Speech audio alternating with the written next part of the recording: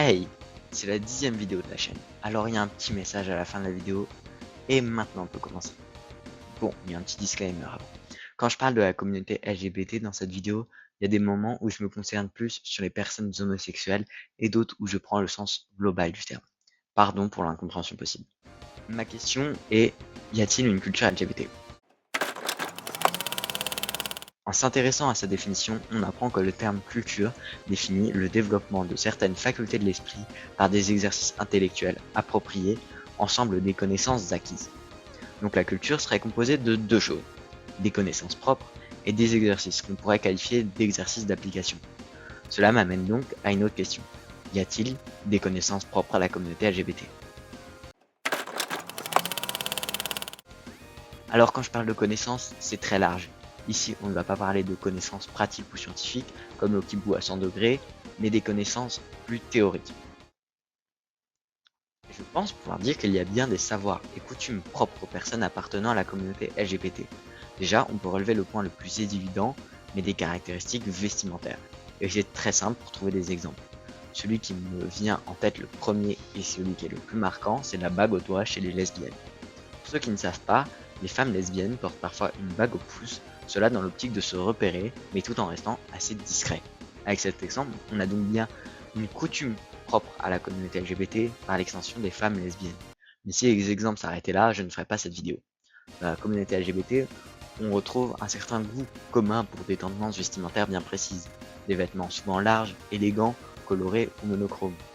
Et rien que personnellement, toutes mes connaissances appartenant à cette communauté confirment cette tendance. Et même moi, je m'habille souvent en noir avec parfois du blanc, des habits larges, des chemises et des docks.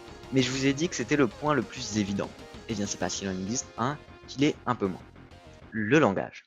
Oui oui, tu as très bien compris. Alors je ne vais pas parler de type de langage, mais bien d'un vocabulaire propre.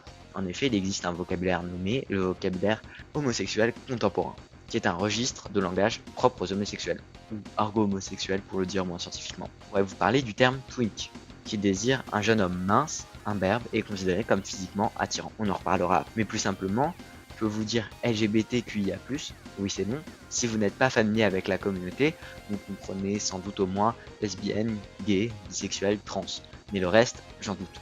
Alors qu'au contraire, si vous êtes proche de cette communauté, ou tout simplement dedans, il y a pas mal de chances que vous reconnaissiez en plus queer, intersexe et aromantique slash asexuel.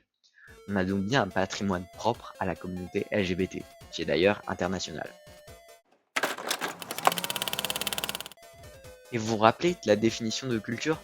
On avait parlé d'exercices semblables à des exercices d'application. Eh bien ce sera en quelque sorte notre antithèse. En effet, ces codes censés appartenir à la communauté LGBT sont parfois utilisés par d'autres, comme Timothée Chalamet, ou même inclus dans la mode depuis quelques années. Et l'antithèse ne s'arrête pas là, parce que cette culture LGBT n'est même pas toujours appliquée par ces derniers, et on voit de plus en plus des personnes de la communauté se conformer aux standards pour être tout simplement plus tranquilles. La culture LGBT existe peut-être, mais elle est en quelque sorte en train de se faire absorber par les normes hétérosexuelles. Et j'ai un très bon exemple pour vous montrer ça, l'appellation twink. Je vous avais dit qu'on allait en reparler. J'aime pas ce terme, mais bon, il sert mon propos. À l'origine, ça caractérisait des hommes homosexuels ou bisexuels. Mais il y a un débat sur l'ouverture de ce terme pour qualifier des hommes hétérosexuels. Et c'est là tout le problème d'imaginer une culture autour d'une orientation sexuelle. Elle concerne tellement de gens différents et n'est qu'une sous-culture d'une culture plus grande. Elle n'a pas d'âme propre qui la caractérise. Enfin, pas totalement. Le drapeau LGBT et la Pride unissent. Ils ne créent pas une culture mais unissent des minorités diverses, homosexuels, trans, asexuels. Ils ne sont plus séparés mais existent simultanément sous un drapeau les représentant tous.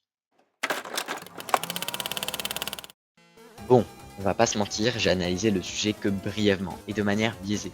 Bah oui, c'est un sujet qui me concerne et je ne suis pas totalement objectif. Cette vidéo c'est plus comme l'ouverture à la réflexion sur un sujet ultra vaste. Vous pouvez ne pas être d'accord avec mes exemples, mais avoir la même conclusion, ou l'inverse, voire d'accord avec rien de ce que j'ai dit. Mais maintenant, vous y réfléchirez. En tout cas, merci de m'avoir écouté, et c'était Hassan. Comme vous le savez, c'est ma 10e vidéo, et je voulais vous remercier d'être toujours plus nombreux, 30 abonnés déjà, et ça me fait super plaisir. Mais aujourd'hui, j'aimerais remercier 3 personnes tout particulièrement. Splat, toujours présent lors des lives, Jux, ami et abonné fidèle qui a bien voulu faire une vidéo avec moi, 62, je suis choqué, et une personne chère à mon cœur qui se reconnaîtra si je lui dis la fille au baluchon, ma meilleure amie qui reste dans l'ombre, mais qui regarde toujours mes vidéos. Merci à eux, merci à vous, merci à tous.